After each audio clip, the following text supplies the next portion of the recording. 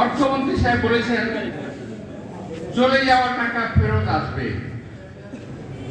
বুঝতে পারছেন? চলে যাওয়া টাকা ফেরত আসবে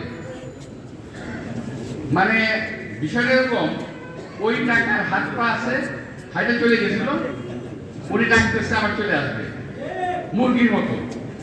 আর টাকাগুলো গেল কিভাবে, গেল কোথায়? অর্থমন্ত্রী সাহেব জবাব দেন, এই টাকা কোথায় গেল, কিভাবে গেল? এই টাকায় কেনাডায় বেগম পাড়া কারাবাড়ি করেছে, এই টাকায় আমেরিকায় কারাবাড়ি করেছে, এই টাকায় ইংল্যান্ডে কারাবাড়ি করেছে, এই টাকায় মালয়েশিয়ায় কারাবাড়ি করেছে। আমরা জানতে চাই, আপনি যখন বলেছেন চলে যাওয়া টাকা ফেরত আসবে, উনি তো বলেছেন বাংলাটা হলো চলে যাওয়া টাকা ফেরত আসবে, অর্থাৎ মেরে দেওয়া টাকা কথা বলে কিন্তু না, বলছে চলে যাওয়া টাকা। ওনারা যে আত্মসাৎ করেছে, ওনারাও যেরকম হাজার হাজার কোটি টাকা লোন নিয়ে মেগা প্রজেক্টের নামে মেগা দুর্নীতি করেছেন, এই কথা ওনারা বলতে চান না।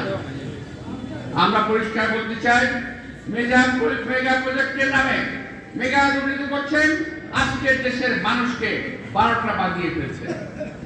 ওই দিন বলছেন এই দেশের মাথা পিছু আয় নাকি, মানুষের মাথা পিছু আয় 2828 টাকা না 82 টাকা, এরকম একটা অ্যামাউন্ট।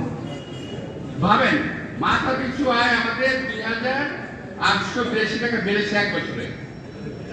কিন্তু এই কথাটা বলেন নাই যে এই দেশের যে শিশুটা এখনো ভূমিষ্ঠ হয় নাই, সেই শিশুটা যখন ভূমিষ্ঠ হবে তখন দেখবে তার মাথায় $492 ঋণের বোঝা। বাংলার প্রতিটি মানুষ আজকে ঋণের বোঝায় জর্জরিত, সারা বাংলাদেশ আজকে ঋণের বোঝায় জর্জরিত। সারা বাংলাদেশকে আজকে ঘিরে ধরে চক্রবাকের মতো সকল কিছু,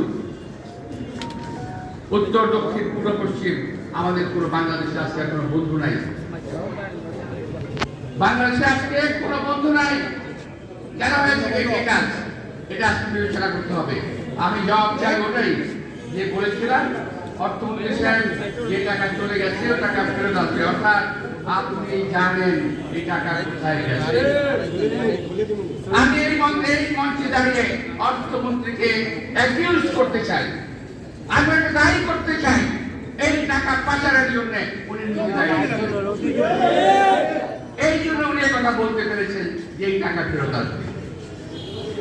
প্রিয় ভাইয়েরা, আমরা এই টাকা যে ফেরত আসবে এই কথা আগে কখনো বলেন নাই।